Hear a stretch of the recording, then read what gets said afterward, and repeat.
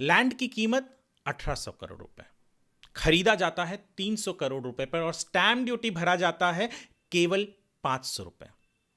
Possible लगता है आपको?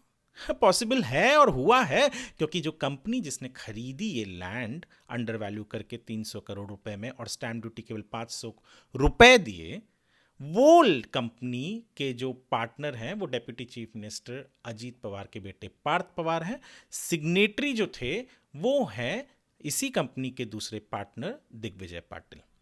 डील हुई मई में और जो जमीन उन्होंने ली वो महारवतन लैंड, जिसकी जिसकी मालिकाना हक जिसका सरकार के पास है, पर बिना सरकार की इजाजत के ये डील होता है। जो ऑफिसर्स उस स्टैम्प ड्यूटी ऑफिस में बैठते हैं वो ये डील पर सवाल नहीं उठाते हैं और कर देते हैं। हालांकि मई 20 को जब ये डील रजिस्टर हुई उसके पहले 9 मई को कुछ ऑफिसर्स ने एक लेटर भेजा था मीडिया, जो कंपनी है मीडिया एंटरप्राइज जिसके पार्टनर्स हैं दोनों पार्थ पवार और दिग्विजय पाटिल, कि आपने हमसे छूट मांगा है स्टैम्प ड्यूटी पर, क्योंकि कुछ आईटी हब या ऐसे कुछ बना रहे, तो आपको 5% स्टैम्प ड्यूटी पर छूट मिलेगी, पर जो 2% सेस भरना है उसका 6 करोड़ तो भरना है।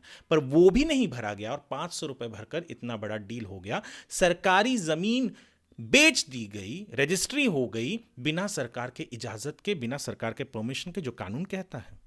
और एफआईआर होती है। एफआईआर होने के बाद में एक ऑफिसर का नाम आता है, दिग्विजय पाटिल का नाम आता है, वो जो पावर ऑफ अटर्नी होल्डर है इंसान, उसका नाम आता है, पर पार्थ पवार का नाम नहीं आता। कहते हैं कि कुछ टेक्निकल रीजंस है जिसके वजह से जिन लोगों का नाम था डॉक्यूमेंट पे उन लोगों का नाम होता है। और कुछ दिन बाद एक और स्कैम होता है।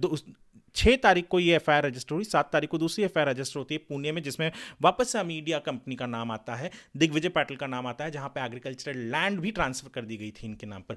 सोचिए किस लेवल पर करप्शन है, लैंड को लेकर किस लेवल पर करप्शन हो रहा है। उम्मीद यही है कि सरकार ने अब एक इंक्वायरी कमेटी बनाई है मुंडवा लैंड को लेकर, जहां 1800 करोड़ की जमीन 300 करोड़ में अंडर वैल्यू करके खरीदी गई और 500 रुपये स्टैम्प ड्यूटी भरा। पर क्या एक फ्री एंड फेयर इन्वेस्टिगेशन होगा? उम्मीद जरूर है कि हो, पर एफआईआर्स में केवल दिग्विजय पाटिल का नाम कंपनी के नाम होने के बावजूद भी और पार्थ पवार का नाम न होने पर बहुत सवाल उठाए जा रहे हैं। कुछ टेक्निकल रीजंस हैं जिसके वजह से कहे जा रहे हैं कि पार्थ पवार का नाम उसमें अभी तक नहीं है, पर इन्वेस्टिगेशन में उम्मीद तो यही है कि जस्ट बिकॉज वो कनेक्टेड है, वो डिप्टी सीएम का बेटा है, इसलिए एक फ्री रन ना दे दिया जाए और इन्वेस्टिगेशन प्रॉपर हो और इस तरीके के लैंड स्कैम दोबारा ना हो। उम्मीद करते हैं जो इंक्वायरी कमेटी बनाई गई है वो भी इसके ऊपर काम करेगी और सजेशंस देगी।